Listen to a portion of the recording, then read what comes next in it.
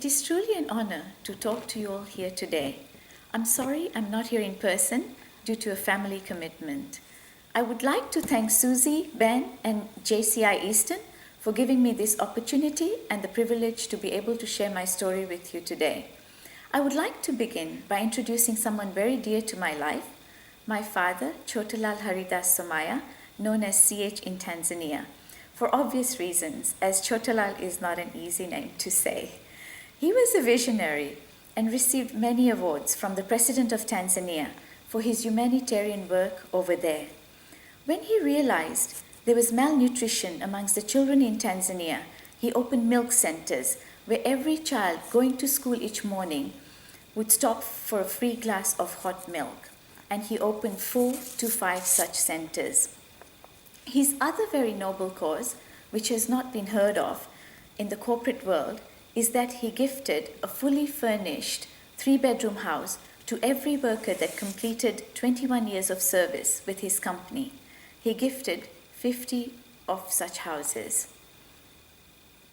Here was a man who aligned his heart, head, and hands in the business world.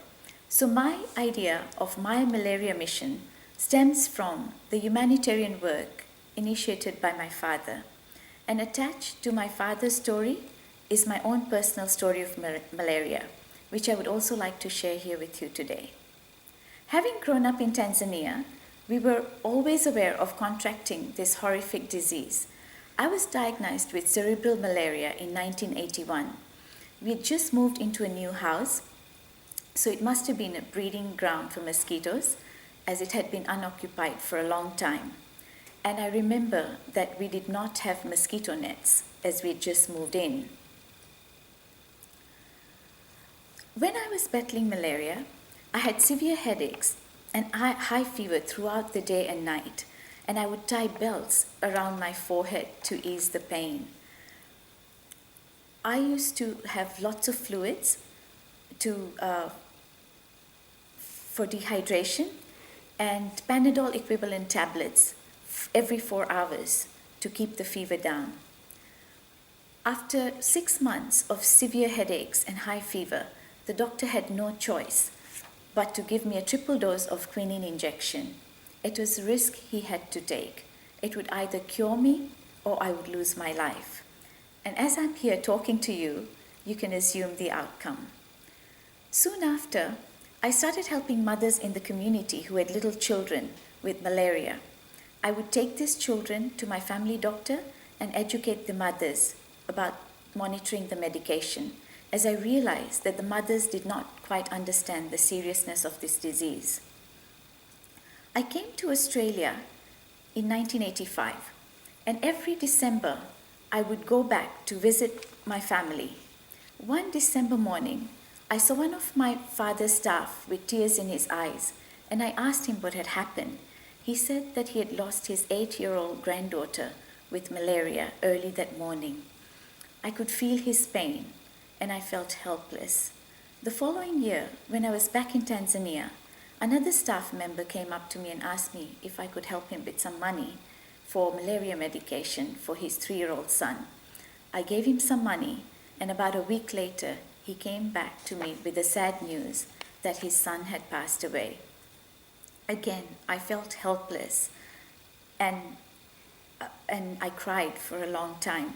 I remembered that when I had malaria, I had the best doctors by my side, and how privileged some of us are, and yet we take it so much for granted. And I've always felt, whenever I was in Tanzania, that I needed to do something towards helping the children with malaria, and so hence this mission. Malaria is an incredibly complicated disease, and the malaria parasite is always evolving. So the challenge we face is that it is one of the top 3 child killers on the planet. The solutions to combating malaria are timely diagnosis, treatment, mosquito nets, and targeted insecticide spraying. And measures are being taken by governments, institutions, and individuals to help in eradicating malaria. And vaccines would be an amazing solution, but sadly, none exist so far. So, in my opinion, the key to its prevention is to avoid being bitten. So, sleeping under nets is the best way, especially in children. Netting on windows of houses is also equally important. I had this great urge to establish a mission to eliminate malaria through mosquito nets with no fundraising or donations, and to be the largest provider of mosquito nets to third world countries where malaria is predominant. So my motto is to be self-reliant. I asked myself, if I wasn't going to ask for donations or fundraise, how would I do this? Whenever I went to Tanzania, I would always bring back gifts for my friends, and they would mainly be tea and coffee. And every year, I would bring back more and more, as all my friends just loved the tea and coffee that I brought for them. So I was wondering that if I started a business in tea and coffee, how would I do this? So I started a business of selling African tea and coffee with no business plan, but just a strong desire of wanting to help the children of Africa who were suffering with malaria.